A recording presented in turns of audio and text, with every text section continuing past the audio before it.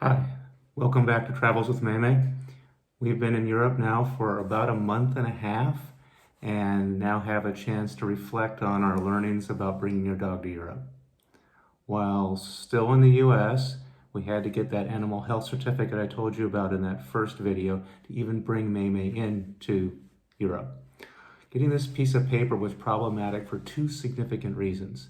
First of all, the EU requires the document to be less than 10 days old when you actually arrive here. And second, the US APHIS is really backlogged and doesn't process all the paperwork very quickly. And we made some assumptions that ended up making our life difficult.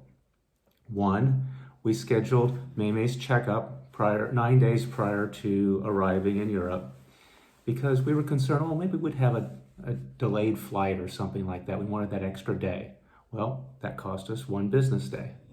Second, we applied for the certificate around Labor Day. That also caused us to lose one business day. And three, we bought a 2-day return envelope, thinking we had plenty of time, instead of the most expensive first thing overnight, would have been a $150 option. We didn't buy that, we should have. If we had eliminated any of these sort of mistakes, I wouldn't be telling you about the next paragraph. And if you have any questions and you got stuck doing this, let me know and I can try to help you out there. So in the end, to get Maymay's certificate, and make our plane flight, we ended up driving to the nearest APHIS office, which used to take in-person submissions, and now due to federal cost cutting or whatever, everything's supposed to be online. And we then followed an employee into the building. They stopped us, of course, because you're not supposed to be doing this, and asked us what do we need. And we pleaded our case. We got instructed what to do. So they actually have a little, hey, do this and do that. So basically, our vet then collected another $125 fee, submitted the new paperwork online to the government. We then had to wait there for about 6 hours and then got the certificate, okay? There was also another lady who had flown in from out of state who was doing the same thing we were doing. So big shout out to the APHIS staff that probably want to remain anonymous because I'm not sure this is all completely appropriate, and they're so very helpful. So using the animal health certificate. So here's the kicker. After all that work to get that precious piece of paper, we never had to show it to anyone to actually get Maymay into Europe. The folks in the airport in San Francisco, as we were leaving, just wanted to see the rabies certificate. Like, okay, make sure that's good.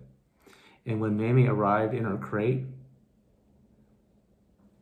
we found the crate in the area near the oversized luggage. Anyone could have taken her. There was no security really whatsoever. So we just collected her, walked through customs. No one looked at anything. And what we had expected to take hours was the same thing as if we had just checked some oversized skis. Seriously. So in the end, we spent about $500 for what was essentially a useless piece of paper.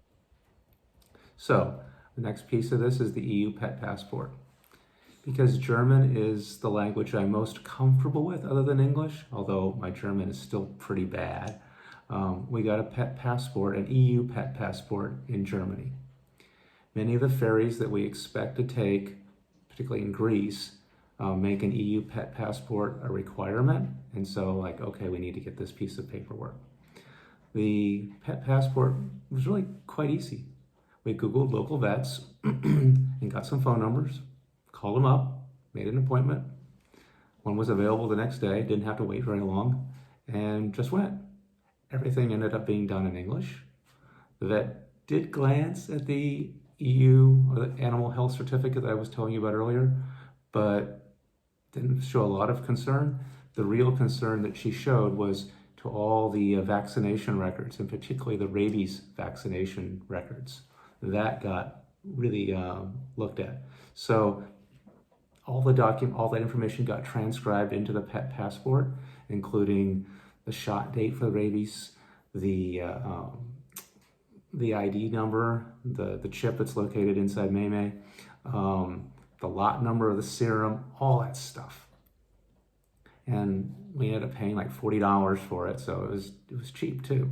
And now Maymay is an official EU dog, in contrast to us people who are having to do the Schengen zone stuff.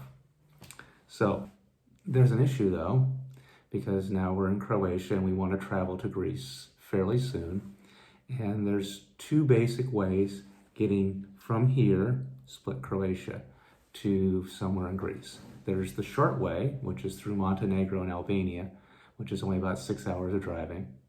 And there's the long way, which stays inside of the EU and goes through Hungary, Romania, Bulgaria, and then finally into Greece. The problem with the short route is you are, of course, leaving the EU, and so now you have to come back in, and we'll be going through a high rabies country, and we don't have a rabies titer test. So we've heard that some people get stopped at the Greek-Albanian border and don't really want to deal with that. So we're going to be going the long way. And as bad as it's going to be about almost 24 hours of driving and versus 6 or 8. And as bad as that is, it will also give us a chance to see some other areas in Europe that we may want to come back to in the future. So maybe it's not all lost. So finally, a point about feral cats. As you go further south in Europe, the number of feral cats basically explodes. And there's two basic reasons for this. First of all, I think it's warm enough so that they don't die over the winter time. And the second is that people feed them. Okay, well, that's fine. I don't really mind, except for the fact that because they're feral, they have disease, and maybe they have some nice tasty stuff in them, and your dog might decide to eat this. So we ended up getting some diarrhea for a day and a half. And my advice is just be on the lookout for things that your dog shouldn't be eating, and things will be better for you. So with that, I'd like to conclude this video, and I certainly encourage you to comment and ask questions. This is a learning experience for us, so far it's been going pretty well.